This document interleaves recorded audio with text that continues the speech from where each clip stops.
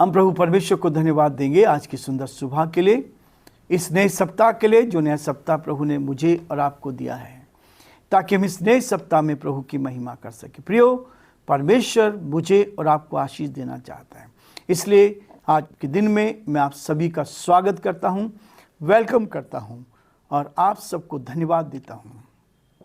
उन भाई बहनों के लिए जिन्होंने आर्थिक रीति से अपना सहयोग हमें भेज रहे हैं, प्रभु आपको और आपके पूरे परिवार को बहुत आशीष दें, ताकि आप इस सेवकाई में और अधिक एक दूसरे को प्रोत्साहित करते चलें।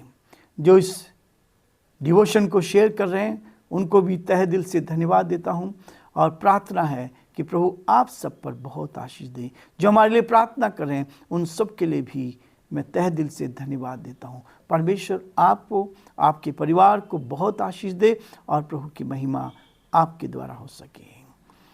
आज के दिन की शुरुआत प्रभु के इस सुंदर वचन के द्वारा, रोमियो उसका 11वां अध्याय और 13, 14, 15, 16 पद को मैं आपके सामने पढ़ूंगा। लिखा है, मैं तुम अन्य जातियों से ये बातें कहता हूं कि जब मैं अन्य जातियों के लिए प्रेरित हूं तो मैं अपनी सेवा की बड़ाई करता हूं, ताकि किसी रीति से मैं अपने कुटुंबियों में जलन उत्पन्न करवा कर उनमें से कई एक का उद्धार कराऊं। क्योंकि जब उनका त्याग दिया जाना जगत के मिलाप का कारण हुआ, तो क्या उनका ग्रहण किया जाना मरे हुए में से जी उठने के बराबर न होगा। जब भेंट का पहला पेड़ा पवित्र ठहरा, तो बहुत पूरा गुथा हुआ आटा भी पवित्र है, और जब जड़ पवित्र है तो डालियां भी ऐसी ही हैं।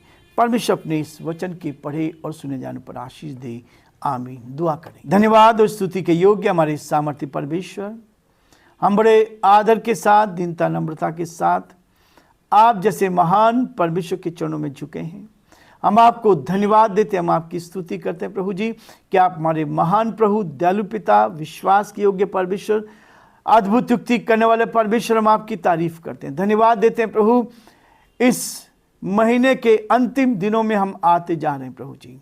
पूरे साल भर आपने में संभाला, पिछले पूरे सप्ताह भर संभाला, और ये नया सप्ताह आपने में दिया है कि हम आपकी महिमा कर सकें। हम प्रार्थना विनती करते हैं, आपका दया का हाथ हम सब पर बना रहे, ताकि हम आपके नाम में आगे बढ़ते जाएं, बहुतों के लिए आशीष में बन सके। हमारे प्रदेश के लिए, प्रदेश के मुख्यमंत्री के लिए, अशोक गहलोत जी के लिए प्रार्थना करते हैं, आप उनको संभालें। हम प्रार्थना विनती करते हैं प्रभु, आपका हाथ साथ बना रहे, ताकि सब बातों के द्वारा आपका नाम ऊंचा किया जाए।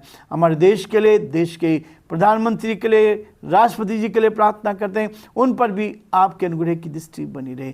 प्रार्थना विनती करते हैं पिता परमेश्वर, हमारे बीच में जो बीमार हैं, परेशान हैं, कठिनाई में हैं, आप उनकी सुधि ले, उनको अपने हाथों में ले, ताकि वे आप में सुरक्षित रहकर आपकी महिमा कान बन सके। धन्यवाद हो प्रभु कि आपने हम सबको संभाला। हम बड़े आदर के साथ अपने इस डिवोशन को आपके हाथों में सौंपते हैं, बहुतों तक ये संदेश पहुंच सके, बहुत से लोग इस वचन के द्वारा आशीष को प्राप्त कर सकें। हम सारी महिमा, आदर, गौरव प्रभु जी आपको देते हुए इस प्रार्थना को अपने प्रभु, अपने धारकर्ता यीशु मसीह के नाम से मांगते हैं। आमीन।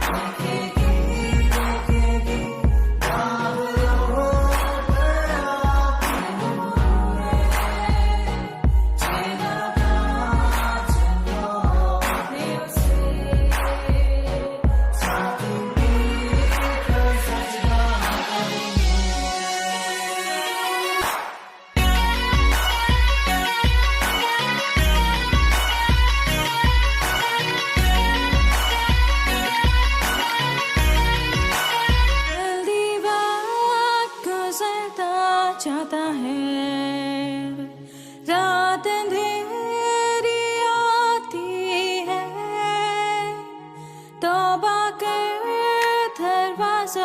होगा बंद, कुछ ना होगा फिर पछताने से, तौबा कर दरवाजा होगा बंद, कुछ ना होगा फिर पछताने से।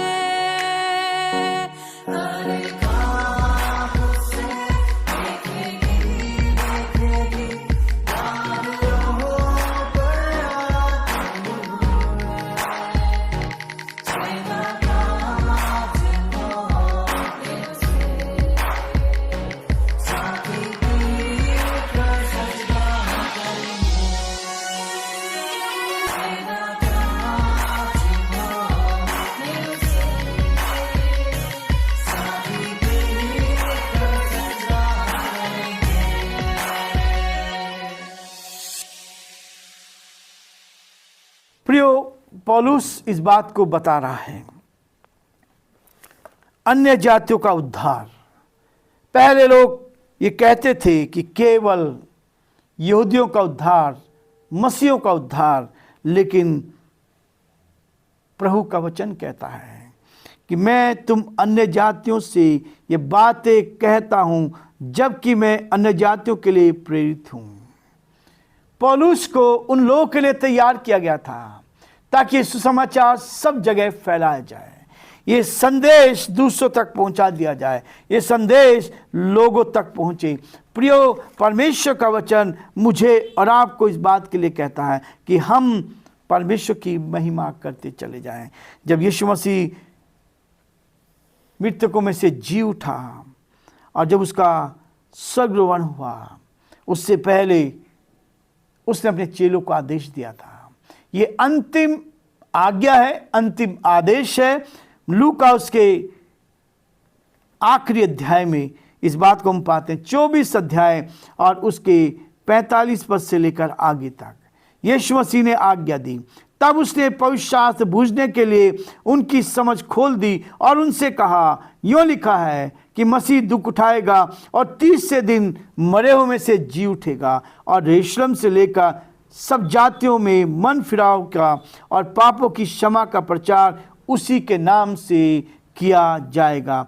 तुम इन बातों को के गवाह हो और देखो, उसकी प्रतिज्ञा मेरे पिता ने की है कि मैं तुम पर आत्मा उंडेलूंगा और जब तक स्वर्ग से सामर्थ ना पाओ तब तक तुम इसी नगर में ठहरे रहो। परमेश्वर का धन्यवाद हो, ये संदेश यीशु मसीह दे के गया है कि तुम जाओ और सारे जगत में जाकर सुसमाचार का प्रचार करो। पौलुस जो परमेश्वर के विरोध में काम करता था, परमेश्वर ने उसको चुना अन्य जातियों के लिए, न केवल चुना, और वो इस बात की गवाही देता है, जबकि मैं अन्य जातियों के लिए प्रेरित हूँ तो मैं अपनी सेवा की बड़ाई करता हूँ। जो सेवा प्रभु ने दी है उस सेवा को ईमानदारी के साथ, सच्चाई के साथ, मिलावट के साथ नहीं, धोखे के साथ नहीं, परंतु ईमानदारी के साथ। प्रभु की सेवा जब बढ़ती है, ईमानदारी से बढ़ती। प्रभु की सेवा में जब ईमानदार हम होते हैं तब परमेश्वर हमें आशीष देता है। आज संसार में चारों तरफ बीमारी, समस्याएं, बेईमानी, तकलीफ, मुसीबत हैं, लेकिन सबके बीच में यदि आप ईमानदार बन के सेवा कर रहे हैं तो परमेश्वर आपकी सेवकाई पर बहुत बड़ी आशीष देगा। ताकि 14 पद कहता है, ताकि किसी रीति से मैं अपने कुटुंबियों में जलन उत्पन्न करवाकर उनमें से कई एक का उद्धार कराऊं। क्या है ये जलन? ताकि किसी रीति से मैं अपने कुटुंबियों से में जलन उत्पन्न करके। आज संसार में प्रियो, जलन की भावना से लोग कार्य कर रहे हैं। एक तरफ वचन को ले रहे हैं, एक तरफ जलन को लेकर घूम रहे हैं। यदि कोई व्यक्ति परमेश्वर की सहायता से आगे बढ़ता है तो लोग उसके विरोध में हो जाते हैं। पौलुस कहता है इस बात के लिए कि जलन से नहीं, परंतु परमेश्वर के वचन को लेकर हम आगे बढ़ें। और ये वचन इस बात को कहता है ताकि परमेश्वर के वचन की जलन हमारे अंदर हो जाए। परमेश्वर का वचन लेकर हम आगे बढ़ते जाएं। तकलीफ आएंगी, मुसीबत आएंगी, परेशानी आएंगी, लेकिन परमेश्वर चाहता है कि हम उसके साथ उद्धार के संदेश को लेकर चलें। और वो कहता है उत्पन्न करवा कर उनमें से कई एक का उद्धार करा दो। यीशु मसीह इस संसार में इसलिए आया कि वो उद्धार का संदेश आपको दे। इस संदेश को लेकर आप प्रभु के साथ बढ़ते चले जाएं। प्रियो, वो यही कहता, क्योंकि जब तक उनका त्याग दिया जाना जगत के मिलाप का कारण हुआ, तो क्या उनका ग्रहण किया जाना मरे हुए में से जी उठने के बराबर ना हुआ। कोई भी व्यक्ति जब उद्धार का अनुभव प्राप्त करता है, अपने पापों से पश्चाताप करता है, वो गुनाह से मर जाता है, वो पाप से मर जाता है, और अब वो सच्चाई पर चलने का प्रयास करता है ताकि वो सच्चाई पर चलकर ईश्वर को खुश कर सके। मनुष्य को खुश करने वाले नहीं, लेकिन परमेश्वर को खुश करने वाले बने, ताकि हम और अधिक प्रभु की महिमा करें और उसके नाम को ऊंचा उठा पाएं और उसकी महिमा करें। आगे 16 पद में कहता, जब भेंट का पहला पेड़ा पवित्र ठहरा तो पूरा गुथा हुआ आटा भी पवित्र होगा। हर एक पवित्र होने चाहिए। यीशु मसीह पवित्रता को, परमेश्वर पवित्रता को पसंद करता है, ताकि अपने जीवन में हम पवित्रता को रखें और प्रभु की महिमा कर सकें। प्रियो, आज हम ये रुकना चाहते हैं, कल फिर से आगे बढ़ेंगे ताकि हम प्रभु की महिमा कर सकें और परमेश्वर के नाम को धन्य कह सकें। प्रभु आप सबको बहुत आशीष दे और प्रभु का हाथ आप पर और आपके पूरे परिवार पर बना।